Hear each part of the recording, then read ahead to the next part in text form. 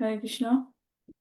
সকল বৈষ্ণবের চরণে আমার প্রণাম, ধন্যবাদ যারা জয়েন করেছেন আজকে শ্রীমদ্ ভাগবতম ক্লাসে। আমরা শ্রীমদ্ ভাগবতমের প্রথম স্কন্ধের পঞ্চদশ অধ্যায়ে আছি। আজকে আমরা 18, 19 নম্বর শ্লোক থেকে পড়বো। তো ক্লাস শুরুতেই আমরা জয় রাধা মাধবের মঙ্গলাচরণ দিয়ে শুরু করছি। জয় রাধা মাধব কুঞ্জ বিহারী, জয় রাধা মাধব কুঞ্জ বিহারী, জয় গোপীজন বল্লভ গিরিবরধারী, জয় গোপীজন বল্লভ গিরিবরধারী, যশোদানন্দন ব্রজজন রঞ্জন, যশোদানন্দন ব্রজজন রঞ্জন, যমুনা তীরাবনচারী, যমুনা তীরাবনচারী,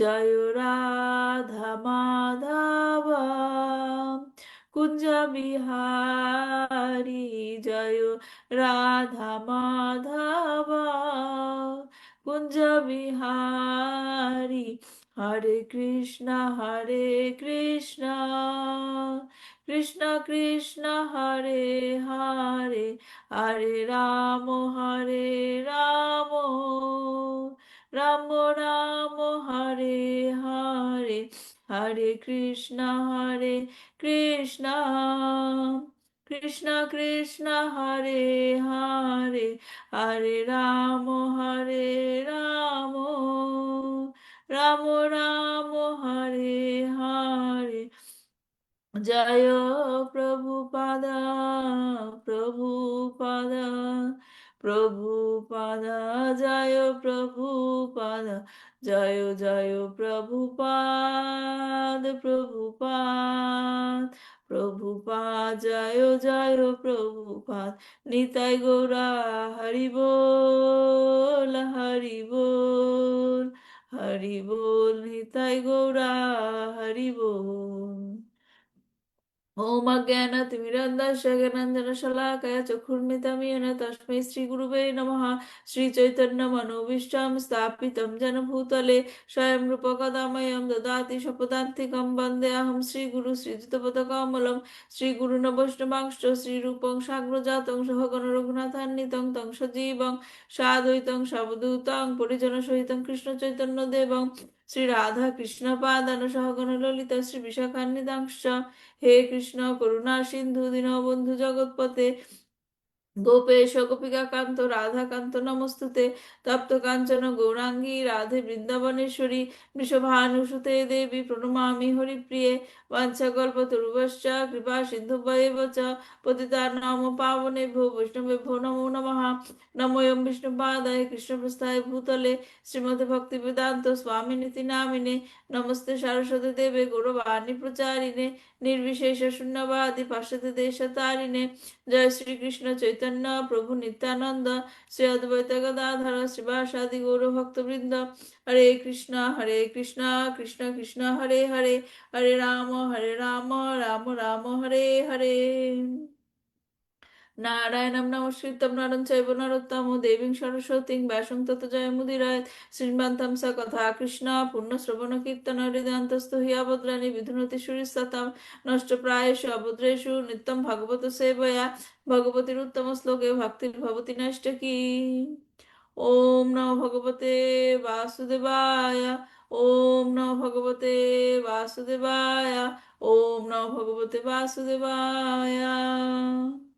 শ্রীমদ্ ভাগবতম কি জয়, শিল প্রভুপাদ কি জয়, নিতাই গৌর প্রেমানন্দে হরি হরি বল। আচ্ছা,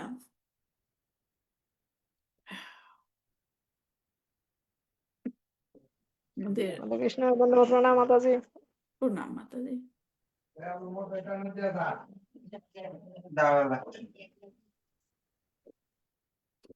আচ্ছা, তাহলে আমরা প্রশ্নগুলো দিয়ে শুরু করি, যে প্রশ্নগুলো দিয়েছিলাম। 16 নম্বর শ্লোকে শ্লোক মানে শ্লোকে ভগবান এবং তার ভক্তের সাথে সম্পর্কের কোন দিকটি তুলে ধরা হয়েছে? অর্জুন কোন দিকটা তুলে ধরেছেন এবং কোন বিশেষ ভক্তের কথা উল্লেখ করেছেন? ভক্তের সাথে ভগবানের তো একটা রিলেশন আছে না? তো সেটা সেই সম্পর্কের কোন দিকটা তুলে ধরেছেন অর্জুন? হরে কৃষ্ণ মাতাজি বলবো। বলেন। ভগবান তার ভক্তদের সদা সর্বদা রক্ষা করে থাকেন। নামে বক্তা গুণাশ্রুতি অর্জুন সেটা কথা বলছেন। অর্জুন প্রহ্লাদের উদাহরণ দিয়ে বলছেন, প্রহ্লাদের যেমনভাবে নরসিংহদেবের পরম ভক্ত। প্রহ্লাদের যে কোনো রকম বিপদ থেকে স্পর্শ করতে পারেনি আমাকে, সেরকম কুরুক্ষেত্রের যুদ্ধের বিশাল বিশাল সৈন্যবাহিনী বীর যোদ্ধাদের কাছে থেকে যে তীর ছোড়া হয়েছে কোনোটাই আমাকে স্পর্শ করতে পারেনি। তাহলে মেন জিনিসটা কি ছিল? যে ভগবানের ভক্তকে ভগবান ভগবান সবসময় সর্বদা রক্ষা করে। রক্ষা করে। নামে ভক্তা প্রণশ্যতি। সাথে হ্যাঁ, ভগবানের ভক্তের কোনো বিনাশ হয় না। ঠিক আছে। তারপর পরের প্রশ্নটা ছিল, এই শ্লোকে অর্জুন ভীম, দ্রোণ, ভীম না, ভীষ্ম, দ্রোণ, কর্ণ প্রমুখ বীর যোদ্ধাদের নাম কেন উল্লেখ করেছেন?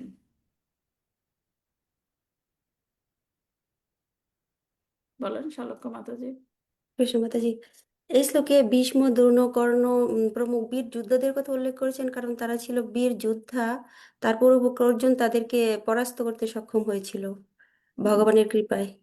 ভগবানের কি সক্ষম হয়েছিল, এবং মেইন জিনিসটা কি যে তারা বীর যোদ্ধা ছিল কিন্তু অর্জুনের কেশ পর্যন্ত স্পর্শ করতে স্পর্শ করতে পারেনি, পারেনি। কারণ ভগবান অর্জুনকে রক্ষা করে রেখেছিল।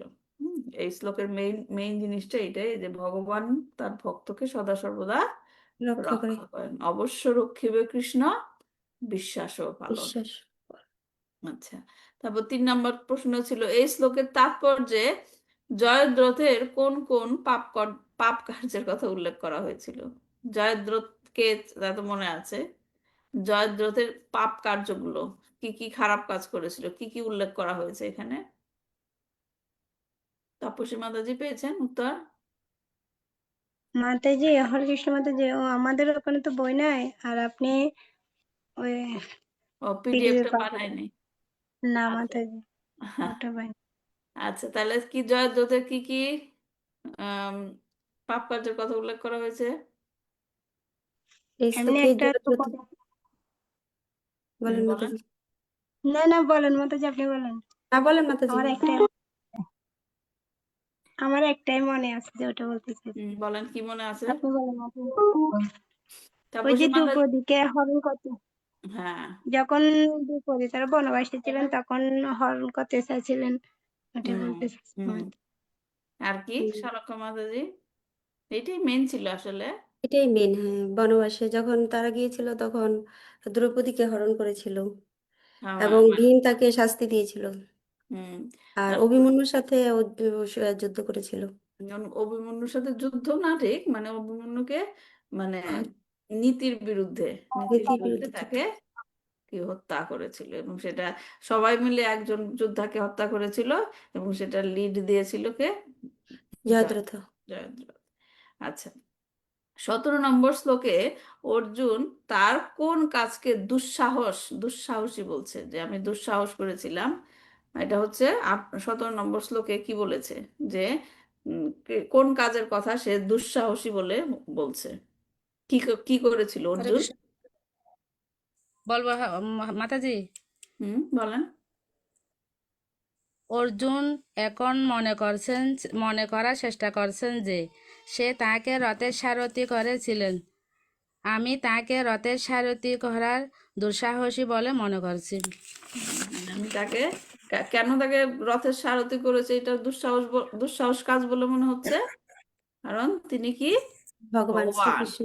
ভগবান শ্রীকৃষ্ণ, যে শ্রেষ্ঠ ব্যক্তিরাও তার কাছে মুক্তি লাভের জন্য তাকে ভজনা করে, আর আমি সেই ভগবানকে আমার রথের সারথি করার দুঃসাহসী কাজ। 18 নম্বর শ্লোকে অর্জুন কোন কোন কথা স্মরণ করছে যা তার হৃদয়কে ব্যথিত করে তুলছে? হরে কৃষ্ণ মাতাজি বলবো ওটা? আর কেউ আছে বলতে চান? হরে কৃষ্ণ মাতাজি বলবো? হ্যাঁ, বলেন। হে রাজন, সেই মাধব আমার প্রতি যে সমস্ত গম্ভীর অথচ সুন্দর হাসিমাখা পরিহাস বাক্য প্রয়োগ করতেন, এবং আমাকে হে পার্থ, হে অর্জুন, হে শকে, হে কুরুনন্দন ইত্যাদি রূপে যে সমস্ত মধুময় সম্বোধনে সম্বোধিত করতেন, আজ সেই সব স্মরণ করে আমার হৃদয় অত্যন্ত ব্যাকুল হচ্ছে। হুম হরে তার কৃষ্ণ যে- মাতাজি। হ্যাঁ, মানে তার মানে কি হলো, ভগবান শ্রীকৃষ্ণের সাথে যে কাটানো সুন্দর সুন্দর একটা সময়গুলোর কথা। সম্পর্ক ছিল, বন্ধুত্বপূর্ণ সম্পর্ক, যাকে এরকম সুন্দর করে সে ডাকতো, হ্যাঁ, সেই মধুর সময়গুলো সে মনে করে এখন তার হৃদয় ব্যথিত ব্যথিত হচ্ছে। হচ্ছে। ঠিক আছে। এই যে অর্জুন এখানে সব এত কিছু মনে করছে কৃষ্ণের কি অনুপস্থিতিতে, রাইট? কৃষ্ণের অনুপস্থিতিতে সব কিছু মনে করছে। তাহলে এখানে কি কানেকশন আরো বেশি গভীর মনে হচ্ছে, রাইট? আমরা এগুলো ব্যাখ্যা করেছিলাম যে এই যে কানেকশন গভীর হওয়া, এটা কি হয়, আহ কৃষ্ণের সাথে গভীর কানেকশন করতে গেলে কি করতে হয়? প্রথম স্টেপটা কি, গুরুর সাথে আমাদের যেন কানেকশনটা জোরালো হয়। গুরুর সাথে আমাদের কানেকশনটা যেন জোরালো হয়, এবং গুরুর সাথে আমাদের কানেকশন জোরালো হবে কি করে? তার বাণী সেবা, হ্যাঁ, তার যে বাণী ইনস্ট্রাকশন, সেটা যদি আমরা ফলো করি তাহলে কি হবে, গুরুর সাথে আমাদের কানেকশনটা জোরালো হবে। তো এখন যে অর্জুন যে এখানে মহিমান্বিত, মানে তার যে সম্পর্কের কথাটা বলছে, হ্যাঁ, যে তুমি আমার সাথে এরকম, তার সাথে আমি যে প্রগলভ ভাবে এরকম বলতাম, হে কৃষ্ণ, হে মাধব, হে সখা, হ্যাঁ, এরকম বলে সম্বোধন করতাম, কিন্তু তুমি কিছুই বলতে না, না, সেটাই তো মেইন, যে কৃষ্ণ কিছুই সেটার কোনো প্রতিবাদ করতো না, বা মাঝে মাঝে অর্জুন এরকম করে বলতো, হ্যাঁ তুমি তো খুব সত্যবাদী, তোমার কথা তো খুব সত্য, হুম, যেমন করে বন্ধুদের বলে। তো কৃষ্ণ এগুলা কি তিরস্কার সত্ত্বেও সে কি করতো না, সেগুলা সে মানে মানে কি কি বলবো, সিরিয়াসলি নিত না, হ্যাঁ, কিন্তু সে উপভোগ করত, হ্যাঁ, তাকে ক্ষমা করে দিত। কেননা ভগবান ভক্তের সাথে নানা রকম রসে যুক্ত হতে চান। নানা রকম রস, যেটা সে ভাবের আদান প্রদান, সেরকম ভাবে সে ভক্তের সাথে যুক্ত হতে চান, এবং তাতে তিনি অধিক আনন্দ লাভ করেন। হ্যাঁ, যেমন ভগবদ গীতাতে বলা হয়েছে, কৃষ্ণ নিজে বলেছেন যে তিনি কখন আসেন, যদা যদা হি ধর্মস্য গ্লানির্ভবতি ভারত, হ্যাঁ, যখন তার ধর্মের কি হয়, অধর্মের অভ্যুত্থান হয় এবং ধর্মের গ্লানি গ্লানি হয়। হয়, হ্যাঁ, তখন তিনি অবতারিত হন, পরিত্রাণায় সাধুনাম বিনাশায় চা দুষ্কৃতাম ধর্ম সংস্থাপনার্থায়া সম্ভবামি যুগে যুগে। কি কি তিনটা কাজ করেন? সাধুদের রক্ষা করেন, দুষ্টুদের বিনাশ দমন করেন করেন, এবং এবং ধর্ম সংস্থাপন করেন। ধর্ম সংস্থাপন করেন। এখন তার এই যে কাজগুলো, এই যে তিনটা কাজের কথা বললেন, এই কাজগুলো করতে গিয়ে ভগবান শ্রীকৃষ্ণের স্বয়ং আসার দরকার হয়? না। স্বয়ং আসার না দরকার মাতাজি। হয়? না মাতাজি।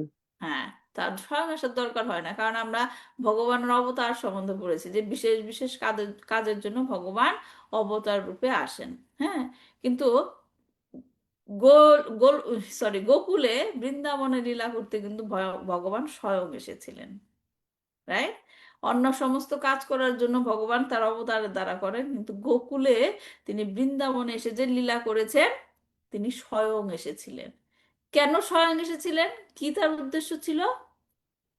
কারণ তিনি ভক্তের সাথে লীলা বিলাসের দ্বারা আনন্দ উপভোগ করতে চেয়েছিলেন, এবং ভক্তদেরকে আনন্দ দিতে চেয়েছিলেন, নিজেও আনন্দ পাবেন এবং ভক্তদেরও আনন্দ দিতে পারেন। হ্যাঁ, যেমন ধরেন তখন যে লীলাগুলো চলছিল, তখন ভগবানের সাথে যারা লীলা করেছিল তারা আনন্দ উপভোগ করেছিল, কিন্তু আমরা যারা সেই সেই সেই লেভেলে আমরা নাই, কিন্তু আমরা এখন কিভাবে আনন্দ পাচ্ছি? ভগবানের লীলাগুলো শ্রবণ করে, ভগবানের লীলা কথা যখন আলোচনা করা হয় তো সেগুলো শুনে আনন্দ উপভোগ করি। হ্যাঁ, এই যে আনন্দরা, এটা কি নিত্য আনন্দ। হ্যাঁ, ভগবান যে লীলা করেছেন ভক্তদেরকে নিত্য আনন্দ দেওয়ার জন্য, সেই সমস্ত লীলা করার সময় ভগবানের ভক্তরাও যোগ মায়া দ্বারা ঢেকেছিল, এবং ভগবান নিজেও যোগ মায়া দ্বারা নিজেকে ঢেকে রেখেছিল। ভগবান নিজেও মনে করতে চাননি যে আমি পরমেশ্বর ভগবান। আমি সে নিজেও মনে করতে চায়নি এবং ভক্তদেরকেও সেটা বোঝাতে, কারণ তারা সবাই কি ছিল? যোগ মায়া দ্বারা আবৃত ছিল। তো এই যে আহ, এই লীলাগুলোর মাধ্যমে ভগবান প্রেমের আদান প্রদান করতো ভক্তের সাথে, এবং সে আনন্দটা পেত। তো এই শ্লোকে অর্জুন ভগবানের সাথে সেই মধুর বন্ধুত্বপূর্ণ সম্পর্কগুলোর কথা মনে করছেন। ঠিক আছে, তারপর আমরা কি এই শ্লোকটা পড়েছিলাম? 19 নম্বর শ্লোকটা পড়েছিলাম। না মাতাজি। হ্যাঁ, শয্যাসন শয্যাসনাটন বিকথন ব্রজনাদি কৈরাদবয়সরিত বানিধি বিপ্রলব্ধ সক্ষু সখেব প্রীতিবতনয়স্য সর্বং স্নেহে মহান মধিতয়া কুমতের ঘং মে। বলছে যে সাধারণত আমরা দুইজন একত্রে শয়ন, উপবেশন, ভ্রমণ এবং ভোজনাদি করতাম। বীরত্ব ব্যঞ্জক কাজের আত্মপ্রশংসার সময়ে যদি দৈবাৎ কোনো কার্যের বা বাক্যের ব্যতিক্রম ঘটতো, তখন আমি তাকে ওহে তুমি তো বড় সত্যবাদী এই রকম বক্রোক্তিতে তিরস্কার করতাম। কিন্তু সখা যেমন সখার, পিতা যেমন পুত্রের অপরাধ সহ্য করে, সেইভাবে দেবপূজ্য পরমাত্মা হলেও তিনিও মন্দমতি আমার সমস্ত অপরাধী নিজ গুণে সহ্য করতেন। তাৎপর্য শিল প্রভুপাদ বলছে, শিল প্রভুপাদের তাৎপর্য পড়ছি। শিল প্রভুপাদ কি জয়। যেহেতু পরমেশ্বর ভগবান শ্রীকৃষ্ণ হচ্ছেন সম্পূর্ণ বিশুদ্ধ, তাই তার শুদ্ধ ভক্তের সঙ্গে সখা রূপে, পুত্র রূপে অথবা প্রেমিক রূপে তার অপ্রাকৃত লীলা বিলাসে কখনোই কোনো রকম অপূর্ণতা থাকে না। কৃষ্ণ যেমন পূর্ণ, তার লীলাগুলো কি পূর্ণ। বিধিবদ্ধভাবে মহাপণ্ডিত এবং ধার্মিক ব্যক্তিরা যে বৈদিক মন্ত্রাদি উচ্চারণের মাধ্যমে তাকে বন্দনা করেন, তার থেকে তার সখা, পিতামাতা এবং প্রেমিকাদের ভৎসনায়, ভৎসনা মানে কি? কখনো বকা দেওয়া, কখনো টিস করা, রাইট? সেই সমস্ততে ভগবান অধিকতর তৃপ্ত হন, অধিকতর তৃপ্ত হন। তা এখন বলতে পারেন যে মাতাজি, ভগবান যদি এরকম ভৎসনায় আনন্দ পান, তাহলে আমরা আজকে থেকে এরকম ভৎসনাই করব, ভগবানকে কি করব না, এরকম পূজা করব না। এটা কি রাইট ডিসিশন? কেন না? কেন না? কেননা মাতাজি আমরা ওই লেভেলে নাই, সেই জন্য। ওই লেভেলে নাই। আমরা যদি এই সমস্ত লেভেলে কারা আছে? যারা বৃন্দাবনে ছিল। হ্যাঁ, তারা বৃন্দাবনে ছিল। কিন্তু আমাদের কি, বৃন্দাবনের বাসীদের কি কি করা উচিত না? অনুকরণ করা উচিত না। আমাদের আমাদের উচিত কি, তাদেরকে, তাদের কাছ থেকে তাদের পদচিহ্ন অনুসরণ করে তাদেরকে, তাদের কাছ থেকে শিখা কিভাবে ভগবানের সেবা করতে হয়। হুম, যদি আমরা সেটা করতে যাই তখন সেটা কি হয়ে যায়? সাজুজ্য ভাব, সাজুজ্য ভাব হয়ে যায়। সেটা করা উচিত নয়। সেটা করতে গেলে কি হবে? ভগবানকে খুশি করা দূরের কথা, আমরা আরো অপরাধ করব। ঠিক আছে, এজন্য সাবধান মতো আমাদেরকে এগুলো ফলো করতে হবে। তারপরের শ্লোকে কি বলছে? সোহং নৃপৃন্দ রোহিত পুরুষোত্তমেন সখ্যা প্রিয়েন সুহৃদহৃদয়েন শূন্য অধ্যনুর কর্ম পরিগ্রহ মঙ্গলক্ষণ গোপৈর সদ্ভীর বলে বিনির্যতস্মি। বলছে যে হে রাজশ্রেষ্ঠ, এখানে রাজশ্রেষ্ঠকে কাকে কাকে ডাকছে? রাজশ্রেষ্ঠকে এটা যুধিষ্ঠির, যুধিষ্ঠির। এবং কে বলছে এটা? অর্জুন। অর্জুন। অর্জুন। হ্যাঁ, হে রাজশ্রেষ্ঠ, এখন আমার পরম বন্ধু, পরম সুহৃদ পুরুষোত্তম কর্তৃক আমি ত্যক্ত হয়েছি, এবং তাই আমার হৃদয় সম্পূর্ণরূপে শূন্য বলে মনে হচ্ছে। শ্রীকৃষ্ণের অবর্তমানে তার সমস্ত স্ত্রীদের আমি যখন রক্ষা করে নিয়ে আসছিলাম, তখন পথে কতকগুলি অতি নীচ গোপ এসে আমাকে অবলার মতো অনায়াসে পরাস্ত করেছে। হ্যাঁ, এখানে একটা লীলার কথা বলা হয়েছে। সেটা লীলার কথা শিল প্রভুপাদ তাৎপর্য বলবে, তার আগে আমরা একটু ব্যাখ্যা শুনি শ্লোকটার। বলছে যে সোহাম নিপেন্দ্রা রাথিতা পুরুষোত্তমেনা, হে রাজন, আমি সেই অর্জুন, আমি সেই অর্জুন এখন পরম পরম সরি পুরুষোত্তম পরমেশ্বর ভগবান দ্বারা ত্যক্ত হয়েছি। সেই অর্জুনই আমি আছি, যে নাকি কুরুক্ষেত্রে যুদ্ধ করেছে কৃষ্ণের সাথে এরকম বন্ধুত্বপূর্ণ সম্পর্কের সে দিনগুলো কাটিয়েছে। আমি সেই অর্জুনই আছি, কিন্তু আমি এখন পরম পুরুষোত্তম ভগবান দ্বারা ত্যক্ত হয়েছি। সাক্ষা প্রিয়ে না সুহৃদা হৃদয়ে না শূন্যা, যিনি ছিলেন কে? ভগবান শ্রীকৃষ্ণ, যিনি ছিলেন আমার সখা, আমার প্রিয়, আমার শুভাকাঙ্ক্ষী সুহৃদ, যে আমার শুভাকাঙ্ক্ষী ছিল, তিনি এখন তার দ্বারা আমি ত্যক্ত হওয়াতে এখন আমার কি হৃদয় শূন্য বলে মনে হচ্ছে, আমার হৃদয় শূন্য বলে মনে হচ্ছে। আধভানি উৎক্রমা পরিগ্রাহাম আঙ্গারাক্ষাম, সম্প্রতি তার অবর্তমানে আমি তখন তার স্ত্রীদের রক্ষা করে নিয়ে আসছিলাম। গোপায়ের আশাভীর আবালেবা বিজিনাতস্মি, আমি কিছু গোপ বালকের দ্বারা পরাস্ত হয়েছি। মানে কি? গোপ বালক যখন নাকি ভগবান শ্রীকৃষ্ণের স্ত্রীদের নিয়ে আসছিল, তখন তিনি গোপ বালকের দ্বারা পরাস্ত হয়েছে। তার মানে এখানে একটা বিশাল লীলা আছে পিছনে, কোথায় আমরা জানবো সেটা। হ্যাঁ, এখানে যে ঘটনার কথা বলা হচ্ছে তা হলো ভগবানের যে লীলা সম্বরণ করলো ভগবান, হ্যাঁ, তারপরের কথা। তখন অর্জুন দ্বারকাতে ছিলেন, আমরা ভাগবতমের প্রথম দিকে জেনেছি, তখন তিনি দ্বারকাতে ছিলেন। এটা ভাগবতমের 11 নম্বর স্কন্ধে 30 নম্বর অধ্যায়ে এই লীলাটা বর্ণিত আছে।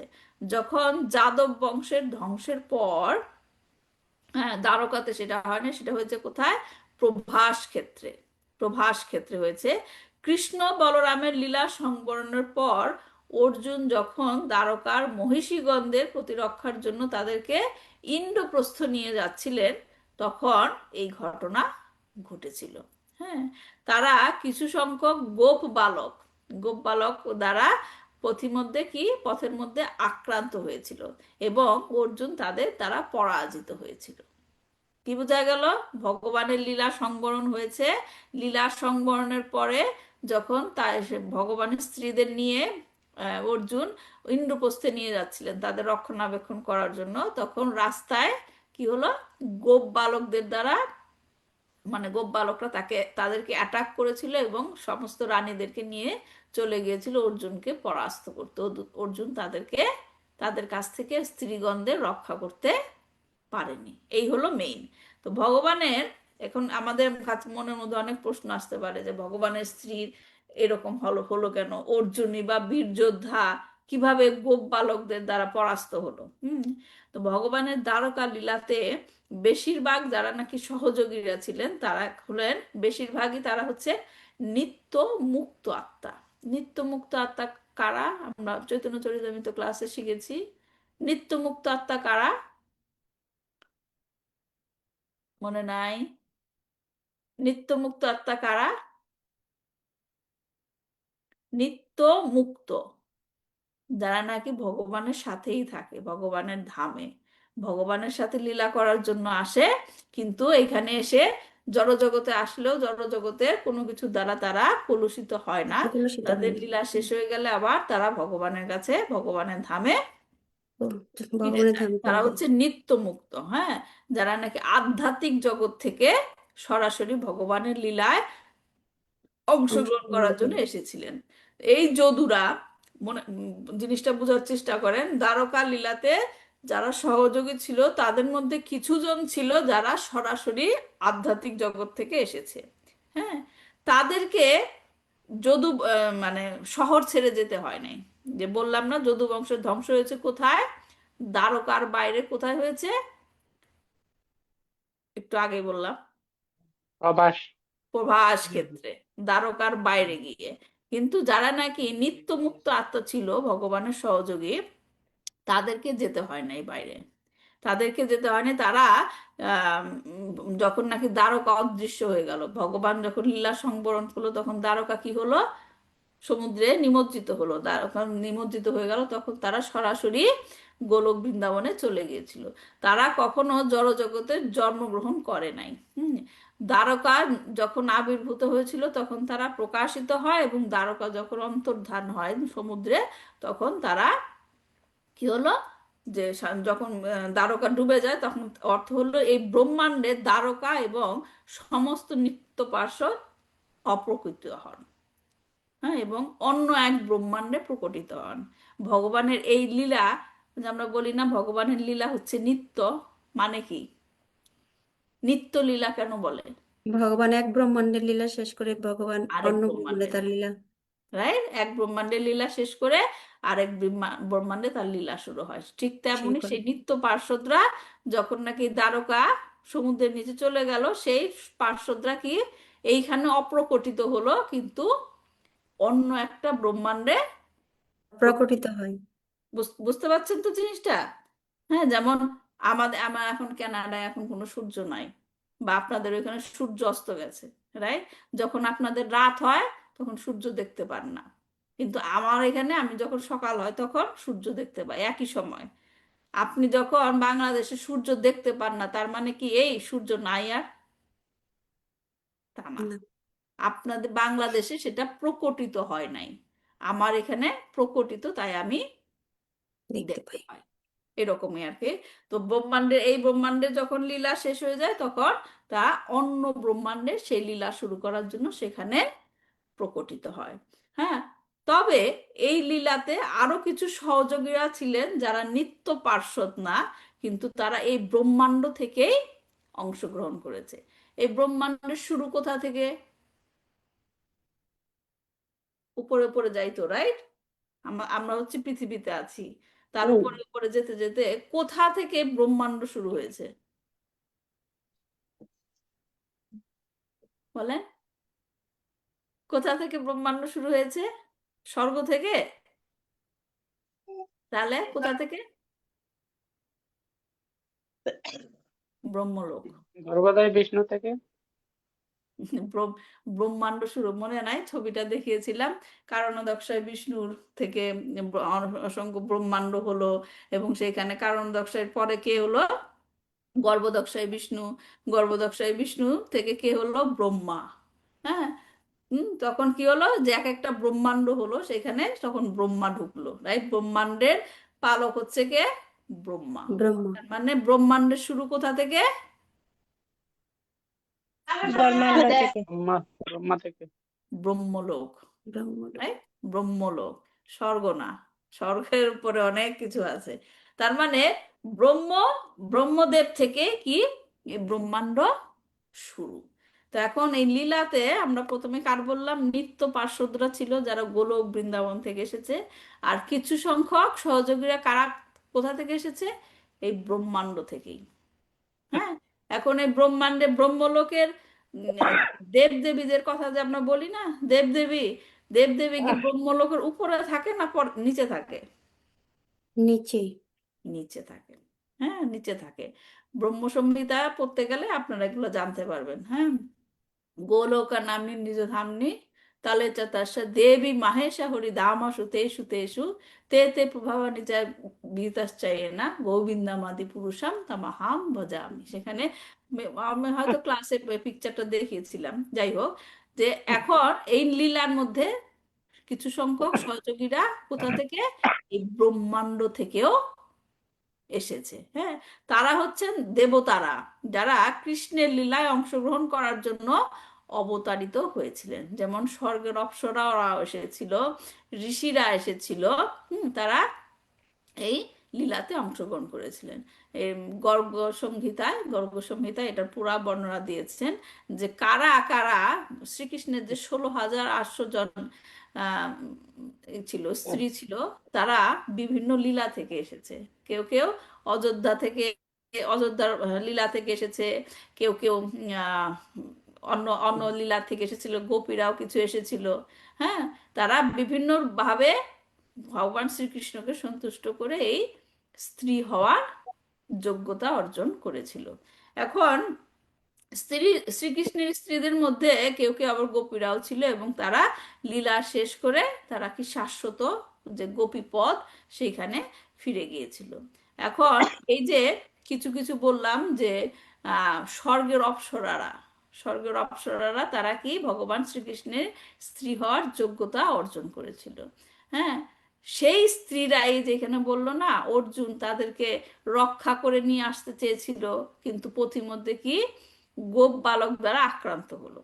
হ্যাঁ, এই লীলাটাই শিল প্রভুপাদ তাৎপর্যে বলেছেন। আমরা পড়ছি এই শ্লোকের একটি গুরুত্বপূর্ণ বিষয় হচ্ছে একদল হীনজাত গোপের পক্ষে কিভাবে অর্জুনকে পরাস্ত করা সম্ভব হয়েছিল।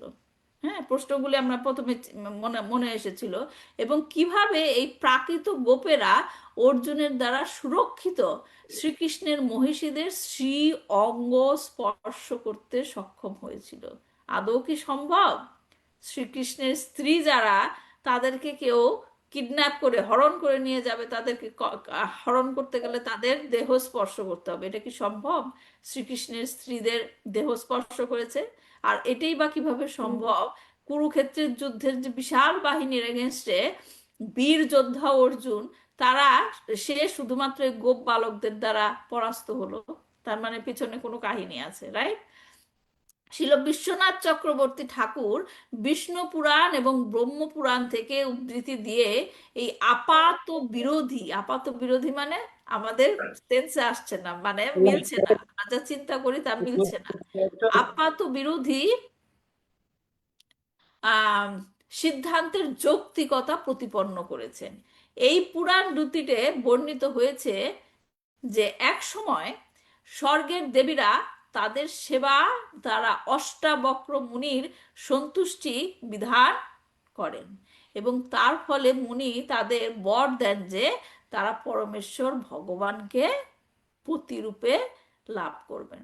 অষ্টাবক্র মুনির আরেকটা পাস টাইম আছে, কারণ মনে আছে উনি আর কাকে শাপ দিয়েছিলেন, এবং ভগবানের লীলাতে তিনি এসেছিলেন, ভগবান তাকে উদ্ধার করেছিলেন? মনে নাই? অষ্টাবক্র মুনি, যে অঘাসুর যে সাপ, অঘাসুরও কি করেছিল তার পূর্বজন্মে অষ্টাবক্র মুনি। অষ্টাবক্র মুনি মানে কি? অষ্টবক্র মানে কি? তার দেহে, সে যখন হাঁটতো তার দেহটা কি হতো? আটটা, বাঁকা ছিল, আঁকা বাঁকা। আঁকা বাঁকা ছিল, এবং তিনি যখন হাঁটছিল, সে গন্ধর্ব না কে যেন আর কি, সে খুব হেসেছিল যে তার হাঁটার স্টাইল দেখে। তখন তাকে শাপ দিয়েছিল অষ্টবক্র মুনি যে তুমি আমার এরকম অবস্থা দেখে হাসছো, যাও তুমি সাপ হয়ে যাও। কারণ সাপ কি চলার সময় কিভাবে করে? এরকম এরকম বাঁকা বাঁকা বাঁকা বাঁকা হয়ে যায়। সেটাই হচ্ছে কি অঘাসুর, এবং অঘাসুরকে কি বৃন্দাবন লীলায় ভগবান উদ্ধার করেছিল।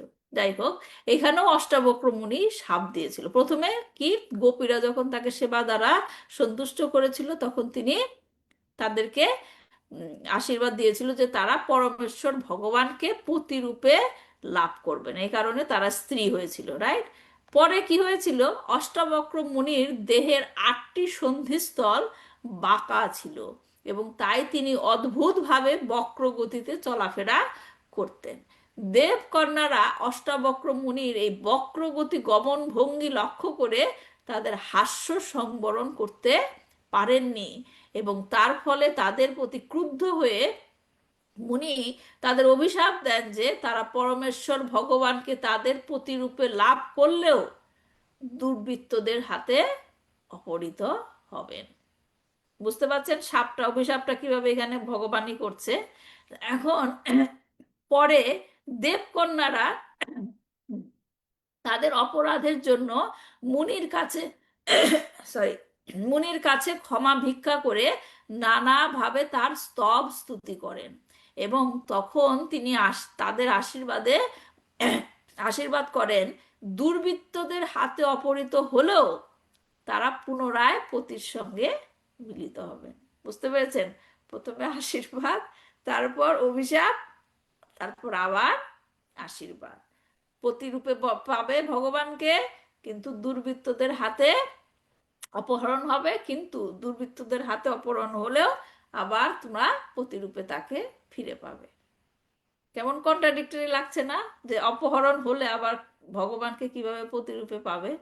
তাই মহান অষ্টাবক্র মুনির বাক্যের মর্যাদা রক্ষার্থে ভগবান স্বয়ং অর্জুনের রক্ষণাবেক্ষণ থেকে তার মহিষীদের অপহরণ করেন। তা না হলে সেই দুর্বৃত্তদের স্পর্শ মাত্রই তারা তৎক্ষণাৎ অন্তর্হিত হয়ে যেতেন। হ্যাঁ, তার মানে গোপ বালকরা কারা? ভগবান ভগবান। ভগবান শ্রীকৃষ্ণ বিভিন্ন গোপ বালক রূপে সেখানে এসেছিলেন। একটা লীলার মাধ্যমে কত কিছু বুঝিয়েছেন ভগবান, রাইট? অষ্টাবক্র মুনির অভিশাপও রক্ষা করলেন, আবার কি অর্জুনের কে পরাস্ত করে এটাও বোঝালেন যে কৃষ্ণবিহীন আমাদের সমস্ত ক্ষমতা কি শূন্য। হ্যাঁ, আর তাছাড়া যে সমস্ত গোপীরা ভগবানের পত্নী হওয়ার প্রার্থনা করেছিলেন, তাদের বাসনা চরিতার্থ হওয়ার পর তারা তাদের যথাযথ স্থানে ফিরে গিয়েছিলেন। ফিরে গিয়েছিলেন। শ্রীকৃষ্ণ চেয়েছিলেন যে তার অন্তর্ধানের পর তার সমস্ত পরিকরেরা ভগবত ধামে যাতে ফিরে যায়, এবং বিভিন্নভাবে তিনি তাদের কাছে ফিরিয়ে নিয়ে ফিরিয়ে নিয়ে যান। যান। হুম। তাহলে এখন এই যে বিস্তারিত, এটা একটা বিস্তারিত বিবরণ আরেকটা অনুচ্ছেদে পাওয়া যায় যে আসলে ঘটনাটা কি ঘটেছিল। কৃষ্ণ যখন শিকারী জরার তীরের আঘাতে আহত হন, তখন বটবৃক্ষের নিচে তিনি বসেছিলেন। তখন সেখানে দারুকাকে ভগবানের বাহন, দারুক, হ্যাঁ, তার রথের যে চালক আর কি, সেখানে তিনি এসেছিলেন, এবং কৃষ্ণ তাকে বললেন, হে চালক, দ্বারকায় যাও এবং আমার পরিবারের সদস্যদের বলো কিভাবে তাদের প্রিয়জনরা একে অপরকে ধ্বংস করেছে। এছাড়াও তাদেরকে ভগবান শঙ্কর্ষণকে বলরাম শঙ্কর্ষণের অন্তর্ধান এবং আমার বর্তমান অবস্থা সম্বন্ধে বলো। তুমি এবং তোমার আত্মীয় স্বজনেরা যদুদের রাজধানী দ্বারকায় থাকা উচিত নয়, কারণ আমি একবার অন্তর্ধান হলে এই সমস্ত নগরী সমুদ্রে ডুবে যাবে। তোমাদের সকলের উচিত আমার পিতামাতা সহ তোমার পরিবারকে নিয়ে ইন্দ্রপ্রস্থে যাওয়া। তার মানে এটা ভগবানের ইনস্ট্রাকশন ছিল যে সবাইকে ইন্দ্রপ্রস্থে যেতে। তো এই দলটিকে অর্জুন ইন্দ্রপ্রস্থে নিয়ে যাচ্ছিলেন। ঠিক তখনই, ইন্দ্রপ্রস্থ মানে কি, তখন হলো কি হস্তিনাপুর, রাইট? তখন তো সম্রাট হয়ে গেছে যুধিষ্ঠির। তখনই পথে একদল গোপ বালক তাদের আক্রমণ করেন। এই গোপ বালকদের হাতে কি ছিল? তীর ধনুক ছিল। গোপ বালকদের হাতে, তাদের হাতে ছিল লাঠি। হুম কিন্তু তবুও অর্জুন তার সর্বোচ্চ প্রচেষ্টা করেও তাদেরকে পরাজিত করতে পারেননি। পূর্বে অর্জুনের যে শক্তি ছিল তা এখানে কি হয়ে গেছে? নষ্ট হয়ে গেছে।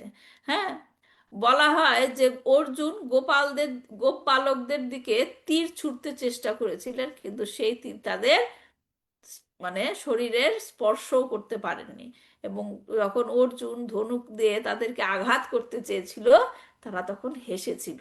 হুম তো সেগুলো গোপ বালকদের কিছুই করতে পারেননি। হতাশায় অর্জুন সে সেখান থেকে কি করেছিল, গোপ বালকদের সকল প্রচেষ্টা, তার তার যে সকল প্রচেষ্টা সবই নষ্ট হয়ে গেছিল, এবং অর্জুন এইভাবে সম্পূর্ণরূপে পরাজিত হয়েছিল।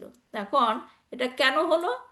যে বীর যোদ্ধা অর্জুন সামান্য লাঠিধারী গোপ বালকদের পরাস্ত করতে পারে নাই, কারণ এরা সাধারণ গোপ বালক ছিল না, বরং কৃষ্ণের সরাসরি বিস্তার বা প্রকাশ ছিল। ভগবান শ্রীকৃষ্ণের স্ত্রীদের কেমন করে অন্য কেউ স্পর্শ করতে পারে? এটা কি সম্ভব? কখনো সম্ভব নয়। ঠিক যেমন সীতামা, সীতামাকে আমরা জানি যে রাবণ হরণ করে নিয়ে গিয়েছিল। কখনো সম্ভব সীতা দেবীকে একজন রাক্ষস এসে ধরে নিয়ে যাবে হাত ধরে? তাকে স্পর্শ করা সম্ভব? কখনোই না সম্ভব না। মাতাজি। এটা চৈতন্য চরিতামিতে আহ, চৈতন্য মহাপ্রভু এটার ব্যাখ্যা দিয়েছেন, যেটা আসলে কি। একবার দক্ষিণ ভারতে এক রাম ভক্ত ব্রাহ্মণের বাড়িতে তিনি আহ, নিমন্ত্রণ পেয়েছিলেন। রাম ভক্ত এক ব্রাহ্মণ, হ্যাঁ। তো সেখানে তিনি নিমন্ত্রণ পেয়েছিলেন। সেখানে যখন তিনি প্রসাদ গ্রহণ করতে যাবেন, তখন তিনি নদীতে স্নান টান করে রেডি হয়ে সে ব্রাহ্মণের বাড়িতে গেলেন। এখন সে ব্রাহ্মণের বাড়িতে যাওয়ার পর সে দেখে যে ব্রাহ্মণ তাকে নিমন্ত্রণ করেছে কিন্তু কোনো রান্না বান্না করে নাই। তখন তিনি ব্রাহ্মণকে জিজ্ঞেস করলো, তুমি আমাকে নিমন্ত্রণ করেছো, তুমি তো প্রসাদই রান্না করো নাই, মানে আমাকে মানে খাওয়ানোর জন্য। তখন সে ব্রাহ্মণ এতটাই চিন্তিত ছিল যে মানে বলছে, হ্যাঁ হ্যাঁ আমি রান্না করব রান্না করব, কিন্তু সে আবার সাথে সাথে বলছে যে সীতাকে রাবণ ধরে নিয়ে গেল, আমি উদ্ধারই করতে পারলাম না। বুঝতে পারছেন? ব্রাহ্মণ মানে চিন্তায় এত মশগুল ছিল, সে বলছে যে সীতা দেবীকে, সীতা মাতাকে সে রাবণ তুলে নিয়ে গেল, আমি কিছুই করতে পারলাম না। হ্যাঁ, এই ভাবটা কার? জটায়ুর না? হনুমানের। হনুমান, ও। হনুমানের, কারণ সেই ব্রাহ্মণ ছিল হনুমানের ভাবের কি একজন ভক্ত। তো তার যে এরকম ভক্তি দেখে তখন চৈতন্য মহাপ্রভু খুব খুশি হলেন। চৈতন্য মহাপ্রভু সে খুশি হয়ে বললেন যে তুমি দুঃখ করো না, আসলে সীতা দেবীকে রাবণ স্পর্শও করতে পারেনি। রাবণ তাকে তাহলে কাকে নিয়ে গেছে? রাবণ ছায়া কাকে নিয়ে গেছে? রাবণ তো সীতা দেবীকে হরণ করেছে, আমরা দেখি না, আমরা শুনেছি। কিন্তু এখানে বলছে চৈতন্য মহাপ্রভু যে তুমি দুঃখ করো না, রাবণ সীতাকে স্পর্শও করতে পারেনি। তাহলে রাবণ কাকে নিয়ে গেল? কাকে? ছায়া সীতা, মায়া সীতা। মায়া। মায়া সীতা, হ্যাঁ। যে ছায়া বা মায়া যাই বলেন, আসল সীতাকে সে ধরতেও পারেনি। আসল সীতা কোথায় ছিল? আসল সীতা কোথায় ছিল? বর্মার কাছে। হ্যাঁ, বর্মা দেবীর কাছে। অগ্নিদেবের কাছে। অগ্নিদেবের কাছে ছিল। এবং যখন নাকি রাম, ভগবান রামচন্দ্র ফিরে আসলেন রাবণকে হত্যা করে, মানে যুদ্ধ শেষে, তখন তিনি যে কি বলেছিলেন যে আমি এই সীতাকে গ্রহণ করতে পারবো না, এই সীতাকে কি করতে হবে? অগ্নি পরীক্ষা দিতে হবে। অগ্নি পরীক্ষা দিতে হবে। লিঙ্কটা বুঝতে পারছেন? তিনি রেখে গিয়েছিল কার কাছে?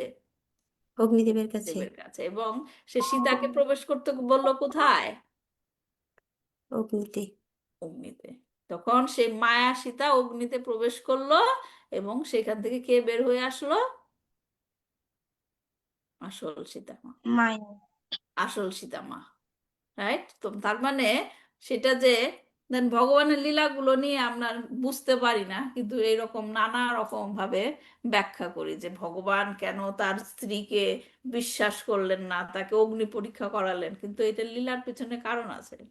তিনি মায়া সীতাকে অগ্নিতে দিয়ে আসল সীতাকে, কারণ তার অগ্নির মধ্যে প্রবেশ করতে হবে, না হলে সে আসল সীতাকে তো পাবে না, রাইট। আসল সীতাকে পাওয়ার জন্য এই যে অগ্নি পরীক্ষা, এই লীলা করা হয়েছিল। তো আমার বলার উদ্দেশ্য হলো যে সীতা মাতাকে যেমন কেউ স্পর্শ করতে পারেনি, ঠিক তেমনি এখানে ভগবানের যে স্ত্রী দ্বারকার মহিষীগণ, তাদের কেউ কেউ স্পর্শ করার কোনো, কেউ কেউ পারবে না স্পর্শ করতে। তো এইরকম ভগবান এরকম ভাবে লীলা করেন, হ্যাঁ, যাতে মানে এখানে যেরকম লীলা করেছেন যে তার স্ত্রীদেরকে কেউ স্পর্শ করতে পারবে না, এটা কেবল একটা লীলা। হুম। এবং সেই লীলার মাধ্যমে তিনি কি করলেন, যষ্টাবক্র মুনি, তার সেও তো তার ভক্ত, রাইট। এখন তার মুখের কথাটাও রাখা হলো, সে যে অভিশাপ দিয়েছিল সেটাও সে রাখা হলো, যে কৃষ্ণ তার স্ত্রীদের অপহরণ, কৃষ্ণ নিজে এসে তার স্ত্রীদের অপহরণ করেছেন এবং অর্জুনকে পরাজিত করার পর সেই গোপীরা দল নিয়ে মানে তখন তারা ফিরে গেল, যার যার ধাম যেখান থেকে তারা এসেছিল সেখানে তারা ফিরে গেল। হুম।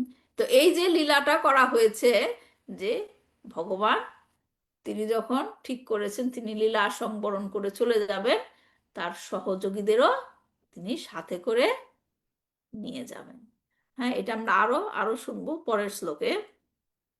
পরের শ্লোকে বলছে, তদ্বৈ ধনুস্তৈ শব শরথ হয়াস্তে সোহং রথি নিপতয় যত আনমন্তি সর্বং ক্ষণেন তদ্ভূত সদৃশরিক্ত্যং ভস্মনভূতং কুহকরাধ্য মিবপ্ত মুষ্যাম। বলছে, পূর্বে রাজারা যার প্রভাবে আমার কাছে মস্তক অবনত করতেন, আগের শ্লোকে সে একটা উদাহরণ দিল অর্জুন, যে আমি এখন সাধারণ গোপ বালকদের হাতেও পরাস্ত হয়েছি। এখন আবার বলছে, পূর্বে রাজারা যার প্রভাবে আমার কাছে মস্তক অবনত করতেন, কার প্রভাবের কথা বলা হচ্ছে? ভগবান শ্রীকৃষ্ণের, যার প্রভাবে আমার কাছে মস্তক অবনত করতেন, আজ সেই ধনুক, সেই বাণ, সেই রথ, সেই অশ্ব সমস্তই আছে, আমিও সেই রথেই আছি। কিন্তু যেমন বিবিধ মন্ত্র উচ্চারণ পূর্বক ভস্মে ঘৃত আহুতি প্রদানের কোনো ফল হয় না, জাদুর প্রভাবে সৃষ্ট ধন সম্পদ সঞ্চয়ে কোনো লাভ হয় না, ঊষর ভূমিতে বীজ বপন করলে কোনো ফল উৎপন্ন হয় না, তেমনি শ্রীকৃষ্ণের বিরহে ক্ষণিকের মধ্যেই আমার ধনুক সমস্ত প্রভৃতি সমস্তই অকর্মণ্য হয়েছে, আমিও অকর্মণ্য হয়ে পড়েছি।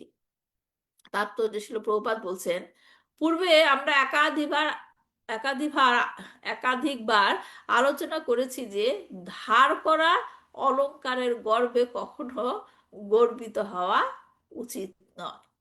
সমস্ত বল এবং বীর্যের উৎস হচ্ছেন পরমেশ্বর ভগবান শ্রীকৃষ্ণ, এবং তারই ইচ্ছা অনুসারে তা লাভ হয়, এবং যখন তিনি তা সংবরণ করে নেন তখন আর কোনো বল বীর্য থাকে না। ঠিক যেমন সমস্ত বিদ্যুৎ আসে বিদ্যুৎ শক্তি উৎপাদনের কেন্দ্র থেকে, এবং যখন সেখান থেকে বিদ্যুৎ সরবরাহ বন্ধ হয়ে যায় তখন আর বাতি জ্বলে না। পরমেশ্বর ভগবানের পরম ইচ্ছাতেই সেই শক্তির উৎপাদন ক্ষণিকের মধ্যেই হতে পারে, এবং তার সংবরণও ক্ষণিকের মধ্যেই হয়ে যায়। শ্রীকৃষ্ণের আশীর্বাদ বিনা জড় সভ্যতা কেবল ছেলে খেলা মাত্র। পিতামাতা যখন শিশুকে খেলার অনুমতি দেন ততক্ষণ পর্যন্ত সে খেলতে পারে, কিন্তু পিতামাতা যখন তাকে ডাকেন তখন তার খেলা বন্ধ হয়ে যায়।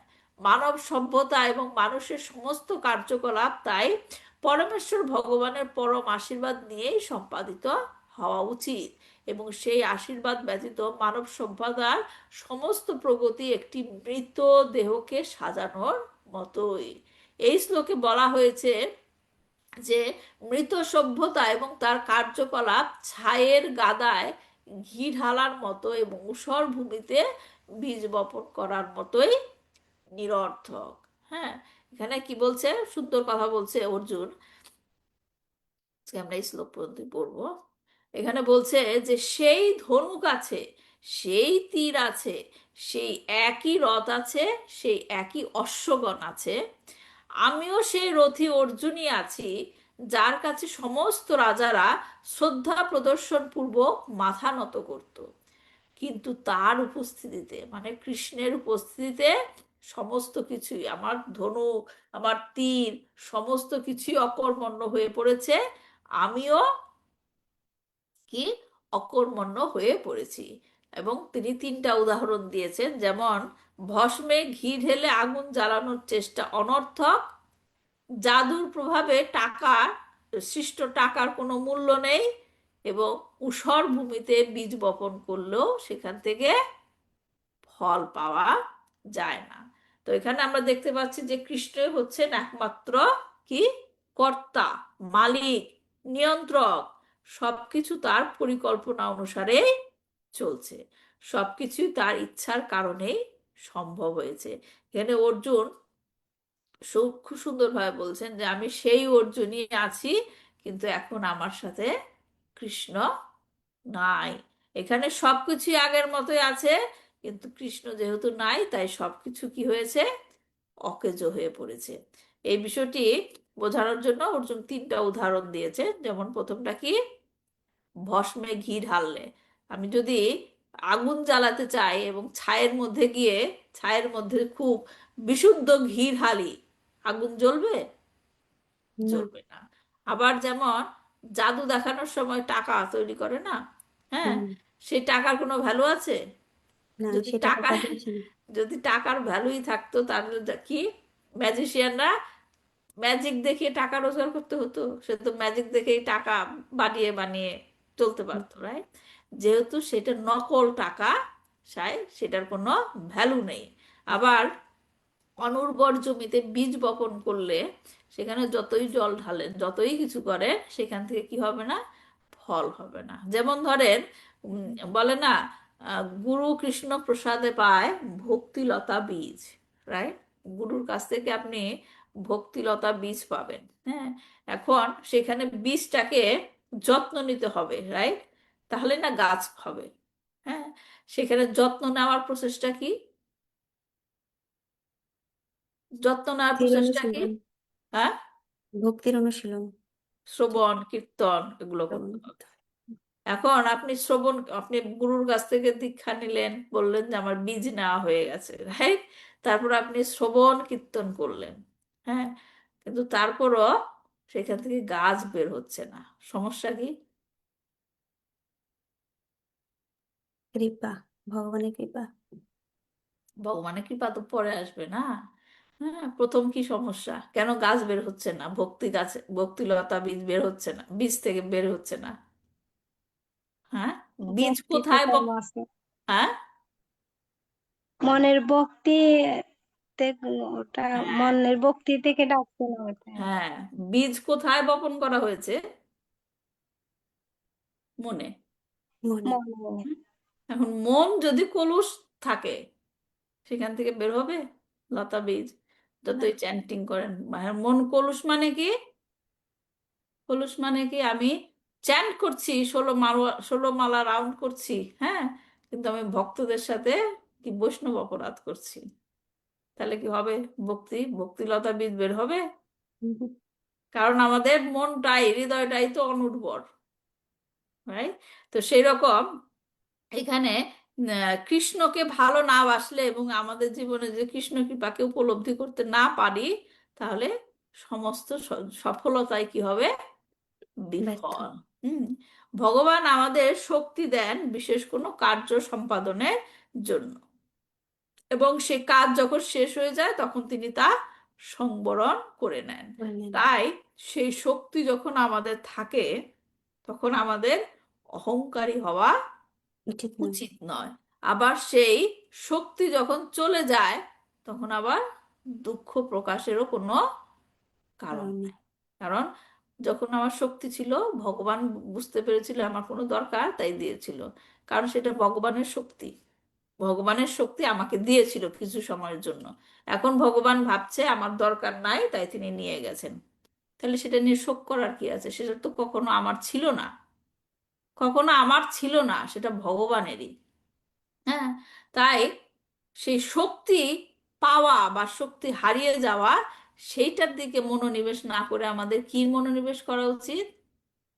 আমরা যেন ভগবানকে কখনো ভুলে না যাই, ভগবানকে কখনো যেন ভুলে না যাই, তাকে স্মরণ করার ক্ষমতা যেন হারিয়ে না ফেলি, রাইট? তার মানে কৃষ্ণ কথা শ্রবণ পঠন করার ক্ষমতা যেন হারিয়ে না ফেলি, কৃষ্ণ নাম জপ করার ক্ষমতা যেন হারিয়ে না ফেলি, এই দিকে টার্গেট থাকতে হবে, রাইট? আমাদের শক্তি আছে বা নাই, পাওয়ার আছে বা নাই, সেটার দিকে মাথা ঘামানো কি অনুমোদিত না। তো এই যে কৃষ্ণ আমাদেরকে শক্তি দেয় এবং যখন শেষ হয়ে যায় দরকার, তখন তিনি নিয়ে যান। এটা নিতে কতক্ষণ লাগে, দিতে কতক্ষণ লাগে? এখানে কি বলছে? সর্বাম শানেনা তাদ অদ্ভুত আসাত ঈশারিক্তাম। ক্ষণিকের মধ্যে, ক্ষণিকের মধ্যে সে দিতে পারে, আবার ক্ষণিকের মধ্যে সে নিয়ে যেতে পারে। কৃষ্ণবিহীন সমস্ত কিছু, ধন সম্পদ সফলতা, কি বলা হয়েছে? একটা মানে একটা মৃতদেহকে সাজানোর মতো, মৃতদেহকে সাজানোর মতো। এই জড় উপাদানে তৈরি, এই দেহ কি জড় উপাদানে তৈরি। যতক্ষণ এর মধ্যে আত্মা আছে এবং পরমাত্মার উপস্থিতি আছে, তখন শরীর কি থাকে? সচল থাকে। যখন আত্মা বা পরমাত্মা না থাকে, তখন সেই শরীর কি হয়ে যায়? মৃত হয়ে যায়। অসার হয়ে যায়। আশা। তখন সেই মৃত শরীরকে যতই আপনি অলংকার দিয়ে সাজান, সেখানে কোনো ভ্যালু থাকে? না। এখানে কোনো ভ্যালু নাই। যতক্ষণ পর্যন্ত সেখানে আত্মা থাকবে, ততক্ষণ পর্যন্ত সেখানে সেটা সচল থাকবে। ঠিক তেমনি কৃষ্ণ ভাবনাবিহীন এই শরীরের যত রকম ক্ষমতা, বীরত্ব, প্রভাব থাকুক না কেন, সেই ক্ষমতা প্রভাব কি হবে? মূল্যহীন। হ্যাঁ, যেমন মৃতদেহকে অলংকার দিয়ে সাজানোর মতোই।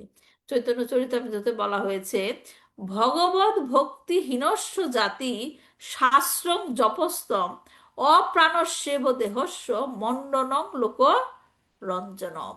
মানে কি? ভগবত ভক্তিহীন ব্যক্তির উচ্চকুলের জন্ম, হ্যাঁ, শাস্ত্রজ্ঞান, জপ তপ সবকিছুই কি মৃতদেহের অলংকারের মতোই, কোনো কাজের নয়, কেবল লোকরঞ্জন মাত্র। বোঝা গেছে কথাটা? হাই সোসাইটিতে আছে, অনেক টাকা পয়সা, রাইট, আবার অনেক কি জপ তপ করে, হ্যাঁ, অনেক জপ তপ করে, কিন্তু তাদের মধ্যে কৃষ্ণ ভক্তিটাই নাই। তাহলে কি হলো? সে সমস্ত, হ্যাঁ, কি যেন একটা ভজনে পড়েছিলাম যে, জড়েরও প্রতিষ্ঠা শূকরেরও বিষ্ঠা। মানে কি? জড়ের প্রতিষ্ঠা মানে কার, কিসের মতো? শূকরের বিষ্ঠা। মানে কি তাপসী মাতাজি? জড়ের প্রতিষ্ঠা মানে আমি খুব ফেমাস হলাম, আমার সমাজে অনেক বড় নাম, হ্যাঁ, কিন্তু সেখানে কৃষ্ণ ভক্তি নাই। তাহলে সেই প্রতিষ্ঠা কিসের সমান? শূকরের বিষ্ঠার সমান। শুক্রবার বিশ্লেষণ। শুকরের মূল্যহীন। বিষ্ঠা মানে কি? শুকরের বিষ্ঠা মানে কি? শূকরের মল। শুকরের মল। তার মানে কি হলো? কৃষ্ণ ছাড়া সবকিছুই এরকম মূল্যহীন, মূল্যহীন। মূল্যহীন। হ্যাঁ, যেমন উদাহরণ দিয়ে আপনি বলতে পারেন, মাতা, যে আপনি বললেই হলো, আমরা তো কষ্ট করে জীবনে প্রতিষ্ঠা পেলাম, আপনি বলছেন এখন সবকিছু শুকরের বিষ্ঠা হয়ে যাবে, এর মানে কি?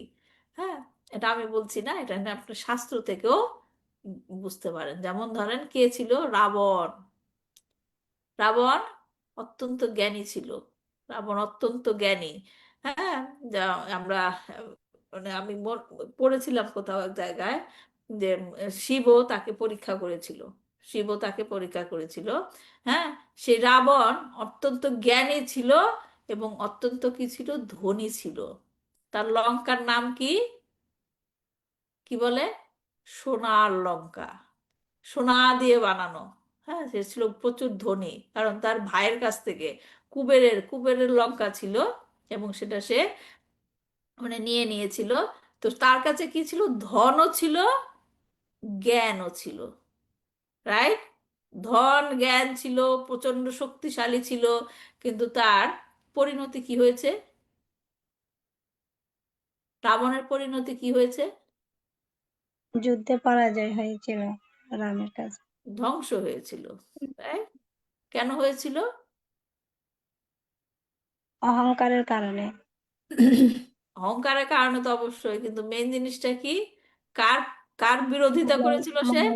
ভগবানের বিদ্বেষী ছিল। ভগবানের বিদ্বেষী। ভগবানের বিদ্বেষী। হ্যাঁ, ভগবানের বিদ্বেষী। পেরেছিল তার এত ধন সম্পদ দিয়ে নিজেকে রক্ষা করতে, এত জ্ঞান দিয়ে নিজেকে রক্ষা করতে? না, না। পারেনি। হ্যাঁ, আবার আরেকটা উদাহরণ আপনি দেখতে পান, হিরণ্যকশিপু। হিরণ্যকশিপু কি মহাযোগী ছিল, রাইট?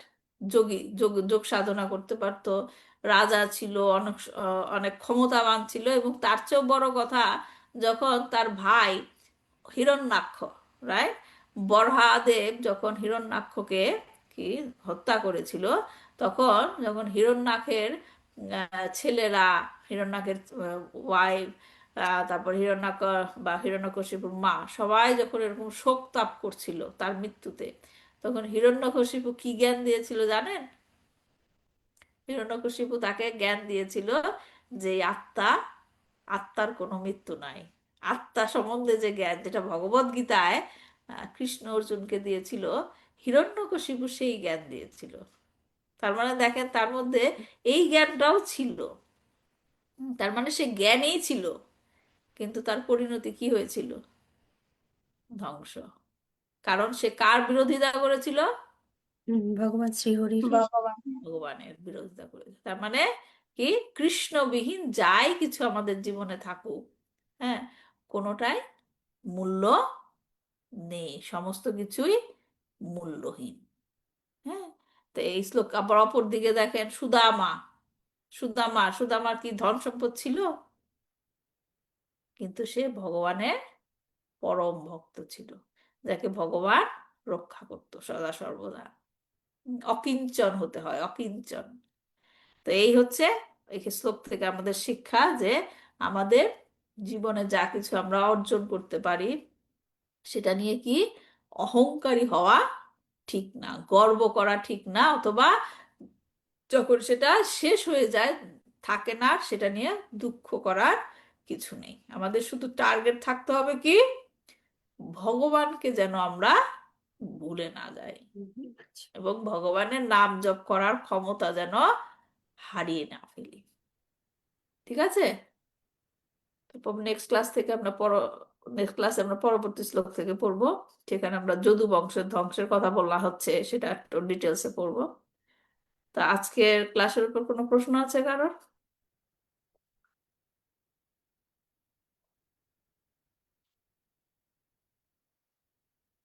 নাই প্রশ্ন?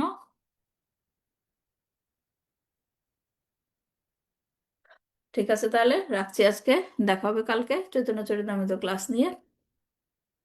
বাঞ্ছাকল্পতরুভ্যশ্চ কৃপা সিন্ধুভ্যেব চ পতিতানাং পাবনেভ্যো বৈষ্ণবেভ্যো নমো নমঃ। শ্রীমদ্ ভাগবতম কি জয়, শিল প্রভুপাদ কি জয়, নিতাই গৌর প্রেমানন্দে, হরি হরি। হরে কৃষ্ণ মাতাজি। হরে কৃষ্ণ।